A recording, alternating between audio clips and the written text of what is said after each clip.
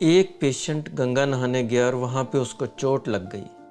चोट लगने के बाद उसने एक आसपास किसी फिजिशियन या क्लिनिशियन को दिखाया जिसने 2 स्टिच लगा दिए और 7वें दिन पेशेंट आईसीयू के अंदर पहुंचा और वहाँ उसकी डेथ हो। सिमिलरली एक पेशेंट और जिसको पेरिएनल एरिया के अंदर लैट्रिन के आसपास के एरिया के अंदर एक छोटी सी फुंसी हुई, जिसको वो शर्म के मारे ना दिखाते हुए अपने आप ही किसी केमिस्ट से दवाई लेता रहा और अल्टीमेटली जब वो हॉस्पिटल में आया तो सीधा आईसीयू में लैंड किया और अल्टीमेटली नेक्स्ट डे उसकी डेथ हो गई। सिमिलरली डायबिटिक पेशेंट होते हैं, छोटी सी चोट लगी नेग्लेक्ट करते हैं और अल्टीमेटली या तो उनका पैर कट जाता है या उनकी पूरी टांग कट जाती है।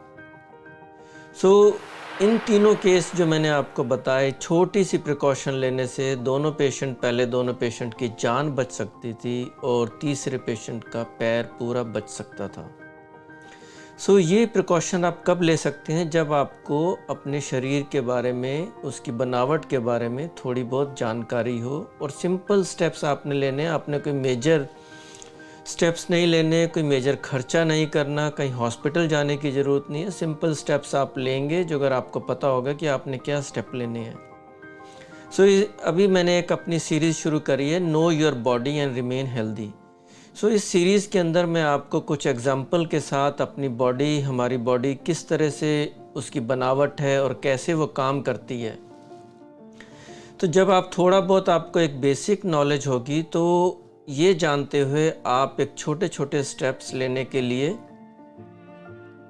यू कैन से कि आप छोटे छोटे स्टेप ले सकते हैं जिससे आप एक मेजर प्रॉब्लम को बचा सकते हैं। मेरा फर्स्ट एपिसोड आने वाला है जिसके बारे में आपको मैंने बता दिया है, और इस तरह की नॉलेज जो अगर आप जानना चाहते हैं या आपको लगता है कि आपको इससे बेनिफिट हो सकता है तो don't forget to subscribe my channel and you can also share this knowledge with your friends so that they can also have some benefit from it. Thank you very much and see you in the first episode. Thank you.